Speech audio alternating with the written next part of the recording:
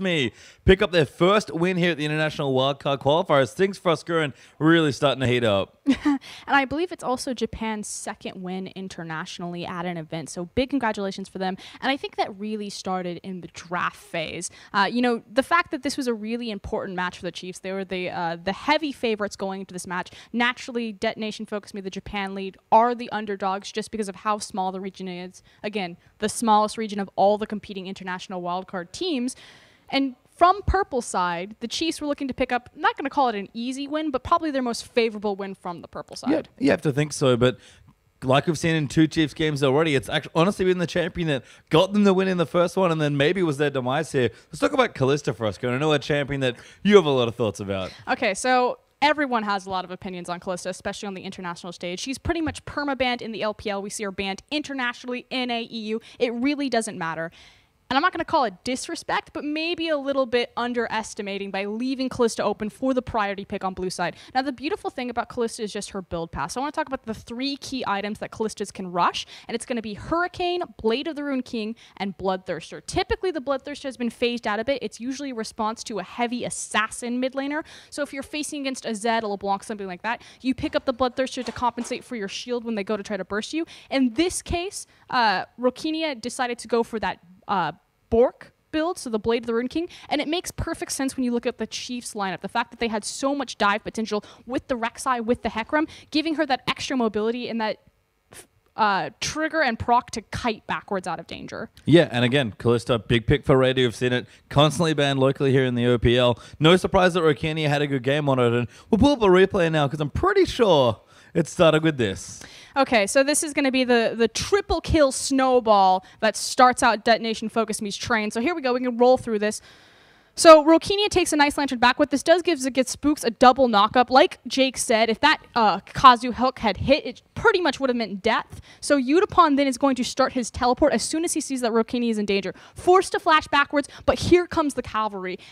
And unfortunately, the flank is just way too much for the Chiefs. Now, Rokinia will get very low over the duration of this fight. Swiper just trying to do the best that he can. But Callista and Dangerous Game just kiting backwards and really the big victory here. But triple kill Callista, it turns the tides of this game. Yeah, be building up all those Ren stacks, gets a huge amount of burst. And Spooksy flashed for the last auto and couldn't quite get the kill. And that was the snowball starting for Callista. We saw Radier do well with it aggressively into the Bangkok Titans, and this time just from a very well-played 3v3, and all of a sudden Rokinia is 3-0. And the thing is Callista means so much, not just in a 2v2. She's a powerhouse, especially when she's in tandem with that Thresh, but objective control. Anytime you give away a Callista, you effectively sacrifice all objective control. If she's ever on top of that dragon, if she's ever on top of that Baron, she has the Ren stacks. We saw it in the very last Baron fight. You know, Spooks, he made the correct call. If I go in, there's no way I'm going to outsmite it. My best chance is just to throw a Prey Seeker and hope that he didn't do his math correctly. Yep, and I mean, that's the only way you can really steal anything from Callista. It's not quite 100%, but it's 99 point something. It's very high, and we've seen that a lot. We see Callista Nunu was a relatively popular duo for a while when Callista's been big, and she's had some changes, but still a really popular champion, very powerful as well. And I mean, to be honest, it's really hard to prepare and look for these things. So we know that Rokinia, he prefers to be an AD carry player, but his selling point, and anytime you do any backup or looking into Detonation FocusMe, his selling point is just a jack of all trades. You wouldn't expect him to come out this hot and heavy on a champion like Callista to be able to carry there, especially because the first look that the Chiefs got at Detonation FocusMe was against Dark Passage, and he had just pretty much a flop of a Tristana game. Well, you don't get to master in Korea just by mucking around, that's for sure. So Rokinia really showing off. We do have another replay, though, because this game was very back and forth for a while, but Detonation FocusMe off that snowball really started owning these early fights. So the big thing here is just how these flashes are used in the very beginning. So what you're going to see here is Swiffer on the bottom of your screen. He's immediately going to flash and dodge the hook that Kazu's going to throw at him. And why this is so important is because it's followed up by the cask. And because Swiffer doesn't have his flash, because he uses it before the fight even starts, he's pretty much screwed when he gets knocked into the middle of Detonation FocusMe. Will you go ahead and roll the clip? Bam, there it is. There's the flash. So he starts dropping all of his AoE damage. Swiper comes in here. He has a fantastic ult, but then here's just cask into it. Swiffer completely deleted from the fight, and this is just the gold lead, and this Callista speaking for itself as Detonation FocusMe clean up the rest of the fight and push forward. And we sort of noted something there from Sivo. You might look at Raiden and be like, well, why is he in the middle of the enemy team?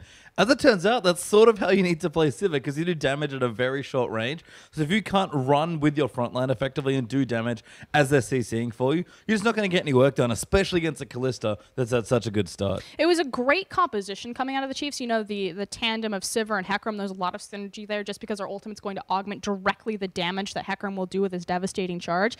But unfortunately, again, that snowball early. But Japan showing that if you give them a lead, that if they're on even footing, they can keep up. Certainly can here. And the Chiefs played a composition that certainly suits them. Lots of scaling triple threats, but couldn't quite get the farm. We have another replay now as well. This time, things are going a little bit better. Big thing, though, is also just the gold disparity between these two teams. Right now, Japan is sitting on a 5K gold lead over Oceania. And again, anytime Kalista is on top of an objective, you've pretty much already sacrificed the objectives. Chiefs do a good job pulling the trigger and looking, because again, you're not going to outsmite this, you have to fight it. So the Chiefs make the correct and the smart decision here. Unfortunately, gold lead speaks for itself. We can go ahead and roll the clip. So what's going to happen is EGM gets a beautiful knock up here that's followed up by all of the Chiefs just running in. But again, it's really just this gold disparity speaking for itself. The Baron does come through in the very end. Good job securing that.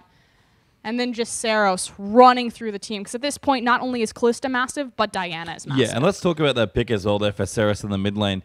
Very popular pick for him. We've talked about a lot of teams back in Japan like to really target him out with the Zillion, with the Azir, and with the Ahri bands. Diana's another one of his big champions. And he had a fine landing phase against Victor. Definitely a lot of farming there. But the late game damage that we saw, the ability to just jump on an E-carry, really hurt the Chiefs. Because like you said, Rakini is already off to the races, and Saros was right there with him towards the end of the game. And you know, we talk about Yutapon a lot, but Saros is the primary secondary carry of DetonatioN FocusMe. He's been around for a long time, the international or the Japanese professional scene. In this split alone, he played like 13 unique champions. And again, they only play 10 games, but this is also including the playoffs on top of that. So he has a pretty vast champion pool, at least what we've shown competitively. But taking out the Diana, I know this is going to sound kind of like a backhanded compliment, but I honestly think that the Zillion ban helps DetonatioN FocusMe, because Zillion is just, he's not that great in the 1v1 lane. Yes, Saros got ahead on it, and he's shown great proficiency on the champion back home, but in most of these matchups, I would rather just give him Zillion as opposed to banning it out and forcing him onto Assassin, where he can make big plays. Yeah, and we saw that in the first series they had against Turkey, so makes sense there. We do have a last replay here as well. Again, the Chiefs did a good job delaying this game, but it was 5,000 gold before. You can see already DetonatioN FocusMe up now 7,500 gold. This is kind of the last-ditch effort from the Chiefs, and again, they do posture and position very well for this team fight, but you're just too far behind at this point in terms of your gold lead. Big thing that I want to point out is, of course, that Swiper is on the very top, so just a beautiful collapse. We can go ahead and run this through. Okay, there we go. So great hook from Kazu. He's then pulled to safety by Kalista, so they're not going to trade one for one. Swiffer is then so out of position just because he tried to follow that one through. And again, DetonatioN FocusMe, they get all of their resources in one arrow, and they pretty much just spearhead straight through the Chiefs. And Saros literally runs at them in the back line. Gets a triple grab. Takes Radio out, does eventually go down, but the damage was already done. Swiffer tried to effectively assassinate Rakinia, because he knew if they got the kill there, they could probably still win a team fight, but Diana's huge, Kalista's going off, and the triple threats for Chiefs, they were there if they got enough gold, but they fell just a little too far behind. And at that point, when you're that far behind, you just can't afford to make any more mistakes. That sounds very obvious, but both these teams are making continual mistakes throughout the game. It just came down to Chiefs made a massive one early that snowballed everything out of control. Yeah, and you can see Kalista, a pick that we're probably going to see less of as the tournament drags on. You have to think pretty much everyone's going to be able to play it at this point. If DetonatioN FocusMe is starting to pull it out, it's already pretty much a permaban all around the world. Don't think we'll be seeing that one again, but well played there by both sides. I'll start this tournament now, 1-1 apiece, so getting pretty murky as far as the records go, and might are getting easier, especially if C can pick up a win as well. Remember, double round robin, relatively long tournament as far as the group stages go. You do have to play a lot of games, and there are some crazy tiebreaker scenarios as well. So every game is very important. And I believe we also have a 100% win rate for blue side so far. As well. So again, it was kind of a big important match for the Chiefs just because they were facing the underdogs going into the international wildcard, DetonatioN FocusMe from red side. Unfortunately, not able to make that connect. Again, blue side, 100% win rate so far. Yeah, it's looked really good here as well. But the tournament, been a lot of fun so far. You've seen every team kind of really strut their stuff. Dark Passage looked just as terrifying as we expected. Even the that Bangkok Titans had was a very well-fought game against the Chiefs. So it's clear that since last tournament especially, everyone just really lifted their game.